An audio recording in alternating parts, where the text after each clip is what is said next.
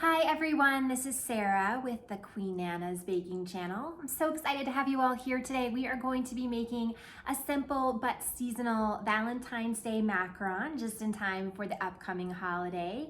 Now, if you are making macarons for the first time, the best advice I would offer you is to be patient with yourself. This is not your standard everyday cookie. It can be a little bit finicky, but with this recipe, I'm confident that you're going to make a great macaron on the first try. So come on, let's get started. Once we get going, things will move pretty fast. So I always like to start by having all of my materials ready. You'll want to grab a tall drinking glass and a piping bag. Reusable is fine. I typically use disposable. If you have disposable, go ahead and clip the tip off the end of your bag.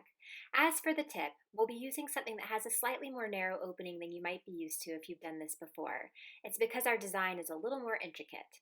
Take the tip and slide it down to the end of the bag, locking it into place and making sure it's tight. Then take the bag and place it in your drinking glass, folding the edges over the top mouth of the glass. Next, we'll prepare our baking sheet.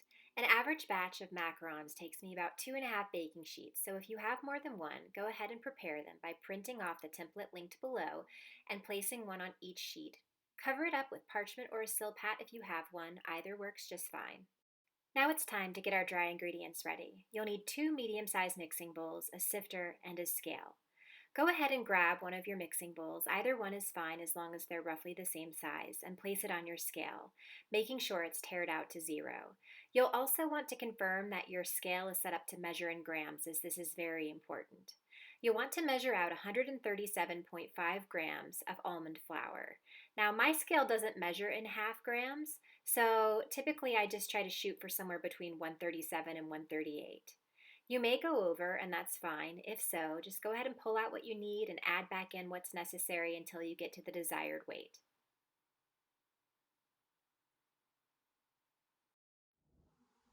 Now it's time for our icing sugar or confectioner's sugar. We'll need 125 grams, so go ahead and tear out your scale again. If you're not comfortable adding this to the bowl with your almond flour, that's totally fine. Just grab another bowl, measure it out separately, and then add the two together as soon as you get the right amount.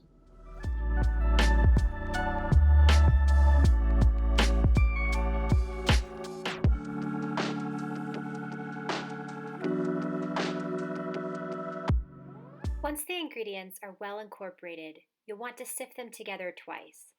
Now I know this feels like a lot, but it's really important that we don't cut corners here because this mixture needs to be very fine.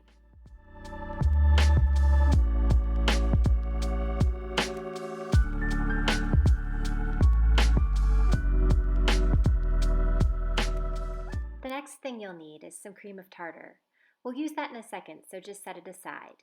Then grab some granulated sugar, tear your scale again, and measure out 105 grams. We'll need 105 grams of egg whites as well. If you haven't done this before, I would recommend breaking your eggs into separate bowls in the event that a little bit of egg yolk gets involved. You want to do your best to keep the yolk out of the white.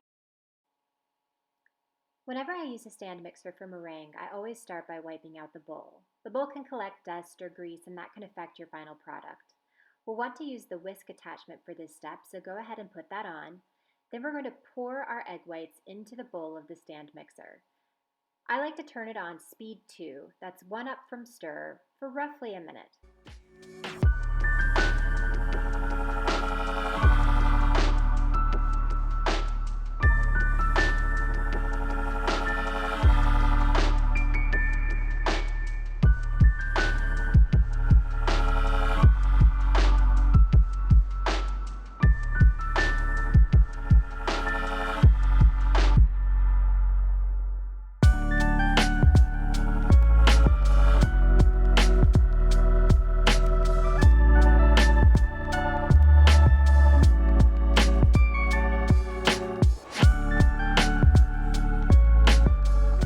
After 6 minutes on high speed, you'll go ahead and turn off your mixer. Open it up, and if you're at the right stage, you'll see a big clump of meringue lodged in your whisk. This is the perfect look. If you're not quite here yet, turn on your mixer and run it a little bit longer on high speed. What you'll want to do is beat your whisk on the side of your bowl, loosening up that meringue. You'll hear a lot of people talk about stiff peaks with meringue, and that is where we want to be. What you see there on the side is exactly right. The meringue will look choppy and uneven, and it stands on its own.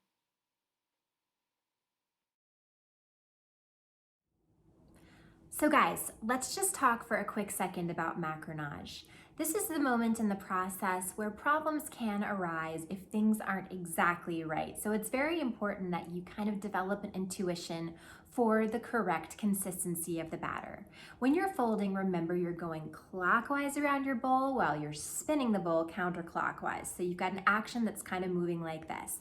You're scraping around the edges with your spatula and you're pressing down in the middle for each fold. So scrape and press, scrape and press. Then what you're ultimately looking for is a batter that is kind of the consistency of lava.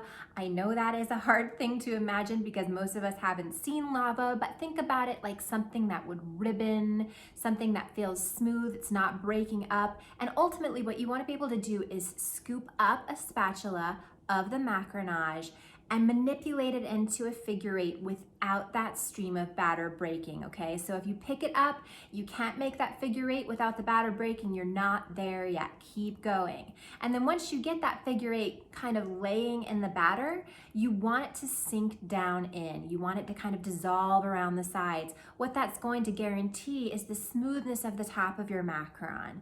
So let's work on that together.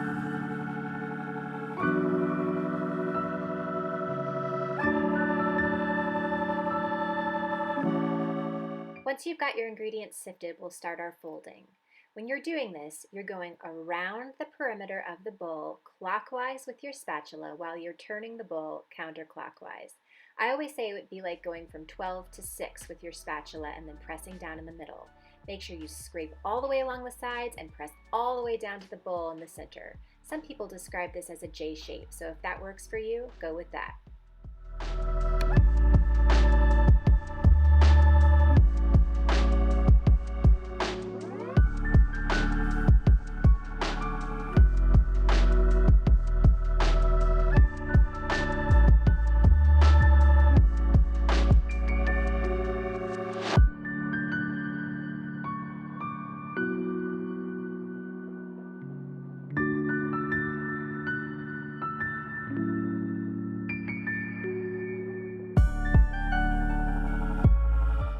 Now's a good time to add your food coloring. You'll want to use a gel food coloring for macarons. One from the grocery store is fine, though I've had really good success with these Americolor pigments just because there's a little more variety. I'm using a light mauve, but you can do red, pink, choose any color you like. And you'll just want to keep folding until this consistency gets a little more movement to it. Like I said, you're looking for something that kind of ribbons and flows. And when you pick it up off your spatula, you want it to come off in a steady stream instead of breaking. Ideally, you want to be able to make a figure eight with your spatula that does not break in the middle of the process. See, I'm not quite ready yet.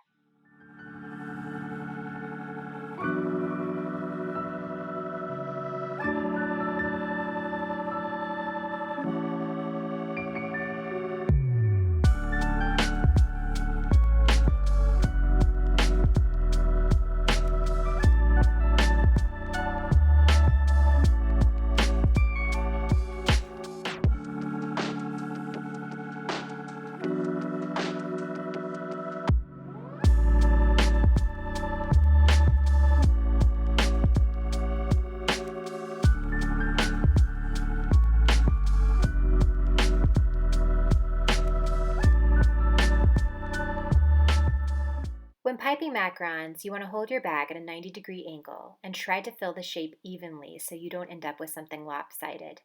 I found with hearts that it works best to start in the curves and move your tip down into the point. If they look a little funny at first, don't fret.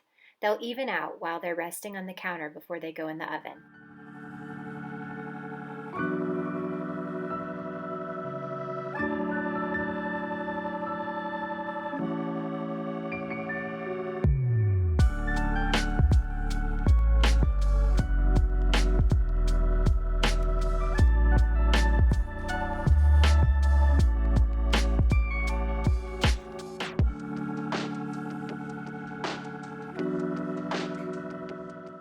I like to use the time while my macarons are baking to make my buttercream. For this, we'll be doing a classic vanilla buttercream. So we'll need 1 stick or half cup of butter, a cup and a half of confectioner's sugar, and 1 teaspoon of vanilla.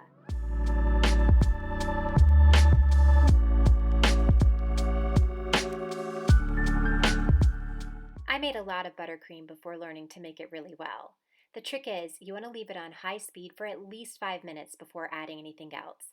The consistency should be softer and lighter in color. Once you hit this phase, you can go ahead and add your confectioner's sugar. Here's a tip. Turn the speed down first or else it will go everywhere. Once you get it all incorporated, you can go ahead and hike the speed back up. I usually add a half a cup at a time.